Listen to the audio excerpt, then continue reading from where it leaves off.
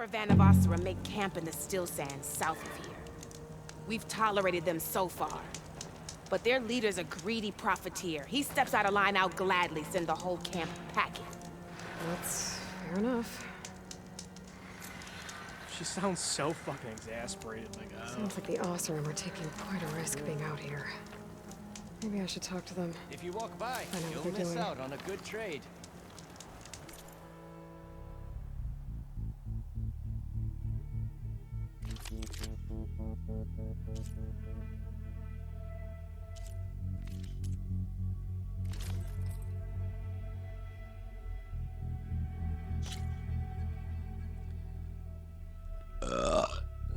nope.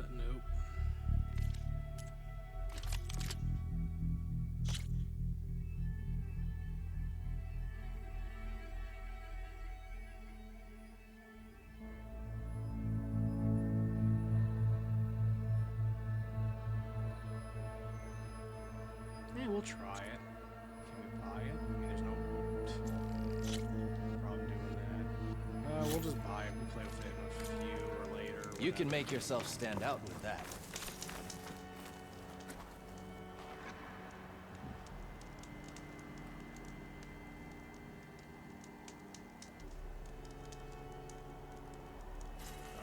Sun's getting low.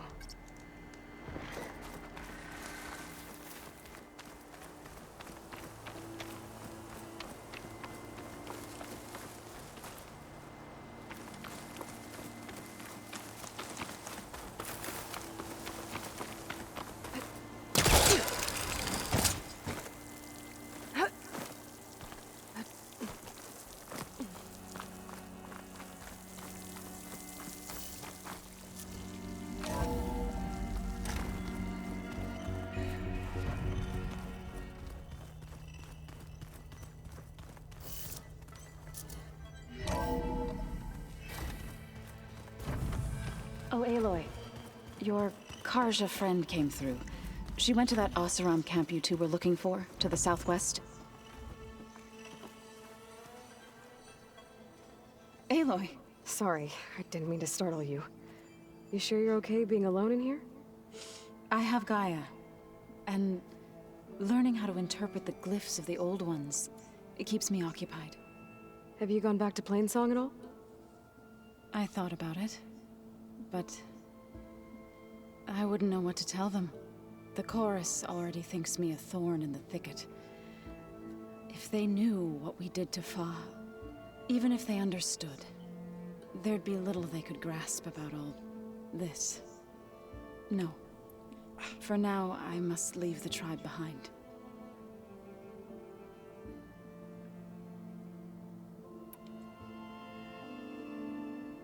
Oh, okay, let's do some conversation. Sounds like you met my friend Talana. Yes. The Karja Huntress. I haven't seen armor like hers since the Red Raids. But Varl tells me that she too suffered at the hands of the Mad Sun King. Yeah. She's one of the good ones. Trust me.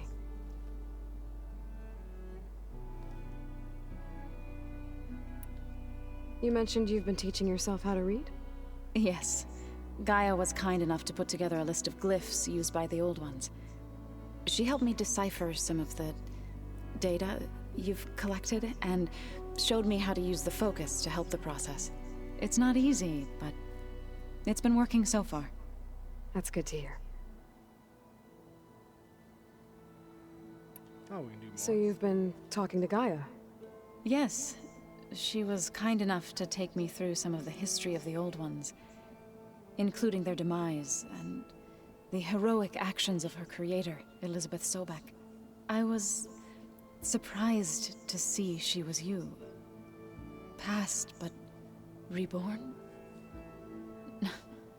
Not that I claim to understand how. Did Gaia tell you anything about the Zeniths? She did, though it wasn't exactly easy to believe. To think that there are places among the stars where life can bloom as it does here, it is humbling, to say the least, and heartbreaking that such life should be bent on destroying ours.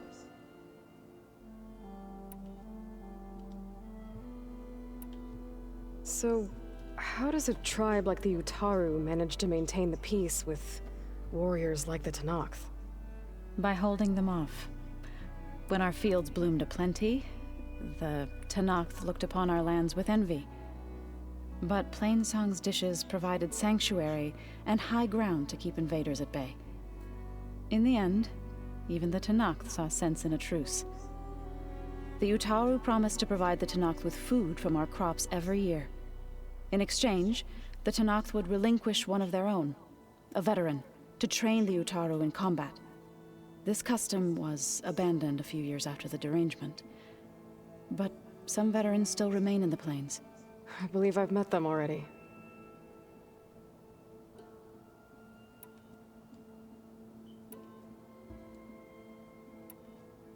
I've been meaning to ask, what's the deal with you and the chorus? You didn't seem to be on the best of terms. That's what happens when you're the one Utaru who insists on publicly defying them. Twice. When the Karja invaded the Utaru plains, they did more than just attack our villages. They burned our fields, took our people as slaves, and murdered those who were too weak to make the trip back to Meridian. To be sacrificed in the Sun Ring. I was helping the healers back then, as waves of refugees swarmed into Plainsong. The chorus was divided in how to face the invaders. Some saw sense in raising arms. Others believed the dishes would keep us safe, as they had many times before.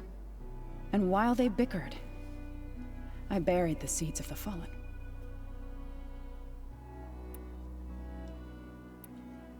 Goddamn, okay.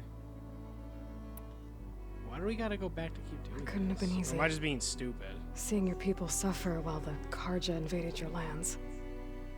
I come from a small village near Plainsong.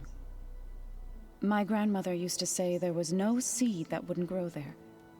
I moved to the dishes when I decided to apprentice as a healer. When the Red Raids began, I thought about going back. But the injured kept pouring into Plainsong, day after day. So I kept putting it off. One day, I woke up to hear a Karja raiding party had ransacked my village during the night. I rushed there with the healers to help the survivors, but there weren't any left. The smell of burning flesh haunts me to this day. I'm sorry, Zoe. I made it a point to appear before the chorus as soon as we returned, to demand that we take a stand against the invaders. I was denied. So I left to fight on my own.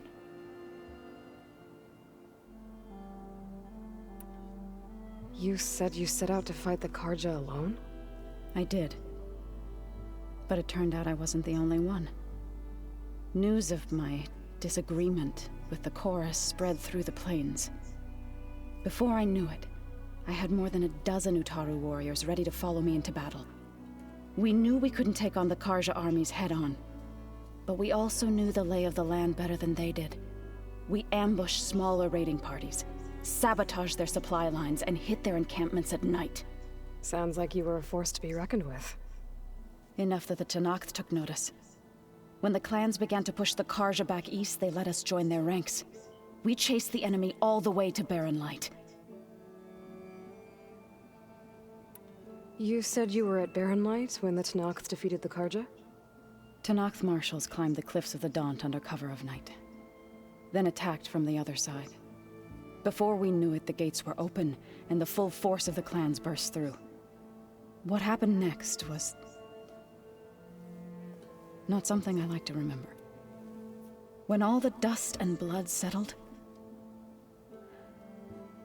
I smelled it again. The stench of burnt flesh. Our enemies defeated. What was left of my squad returned to the Utaru Plains. I went back to Plainsong. But even as the harvests passed, it didn't feel like I'd truly returned at all. Is that when you became a grave singer? I thought soothing the suffering of others would somehow appease my own. Then you came along. and gave me a choice. I could either sing at people's graves, or fight for a chance to keep them alive. I'm glad you chose the latter.